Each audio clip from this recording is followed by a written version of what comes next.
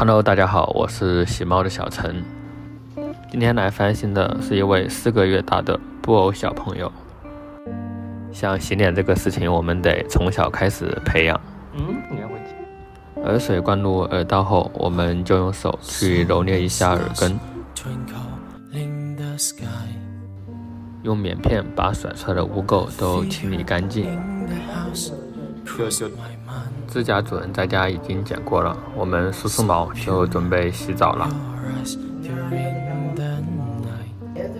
对于第一次洗澡的小猫咪，它们都会比较的害怕，所以我们还是用拧洗的方式，让猫猫慢慢的去适应你整个洗护的过程。当你在适应猫猫的时候，其实猫猫也在适应你，你们之间会互相的配合。全身的毛发都浸透打湿之后，我们就可以涂抹第一遍的浴液。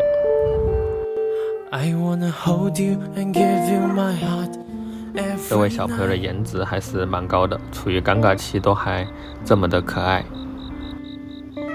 涂抹完之后，我们用轻柔的手法慢慢的去揉搓猫猫身上的毛发。这些画面你们在家洗澡的时候是不是似曾相识？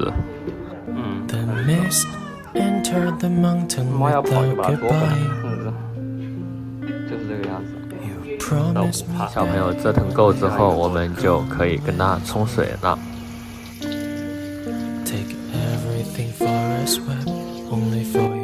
浴液冲干净后，涂抹第2遍的护毛素，把护系列均匀地涂在猫猫的毛发和皮肤上面，这样拿哥哥的手当一个枕头还是蛮舒服的。然后等待5分钟，我们就可以冲水了。一点一点的慢慢的把护毛素都冲洗干净。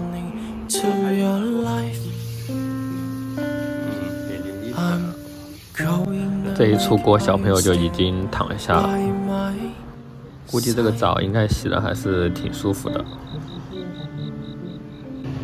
我们先把小朋友放入烘箱，让猫猫去适应一下风的声音。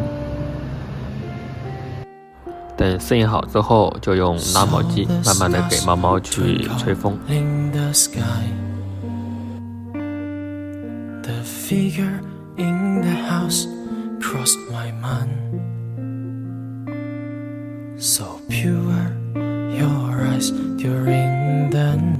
小朋友洗护后的毛发状态，毛发的柔顺度、光泽度都有了。